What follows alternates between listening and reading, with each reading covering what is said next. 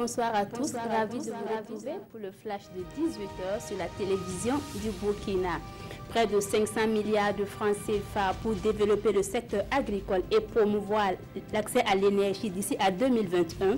C'est la principale décision qui résulte de la séance de travail entre le président du groupe de la BAD et le gouvernement burkinabé.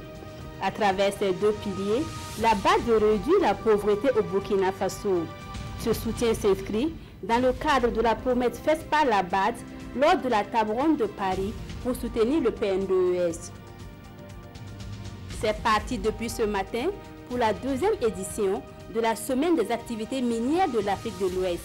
Une deuxième édition qui se tient sous le thème « Quelle stratégie pour une meilleure insertion du secteur minier dans les économies des pays africains ?»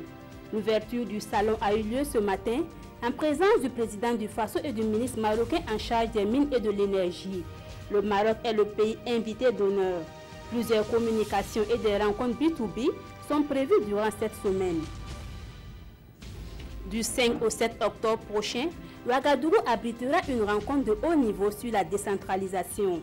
Il s'agit des Assises nationales de la coopération décentralisée, un cadre de réflexion et de partage d'expériences entre les collectivités du Nord et du Sud.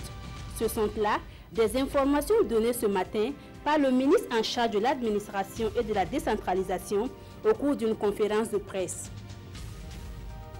Les associations qui luttent pour le bien-être des femmes des pays membres de la CEDEAO, réunies autour de la fondation Rama, sont à Ouagadougou.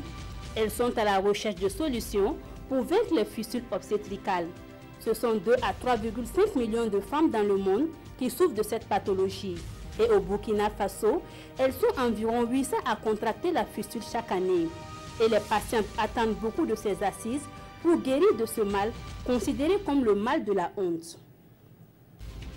À l'international, le Cameroun a expulsé de force près de 100 000 réfugiés nigériens fuyant les violences du groupe djihadiste Boko Haram. Ils étaient victimes d'actes de torture et d'agressions sexuelles de la part de l'armée camerounaise selon un rapport accablant de Human Rights Watch. Le retour forcé opéré par le Cameroun viole le principe de non-refoulement qui interdit le renvoi de réfugiés et de demandeurs d'asile vers des lieux où ils peuvent être persécutés. Voilà pour ce flash. Merci de l'avoir suivi. L'information revient à 19h avec Ismaël Diloma Sirima.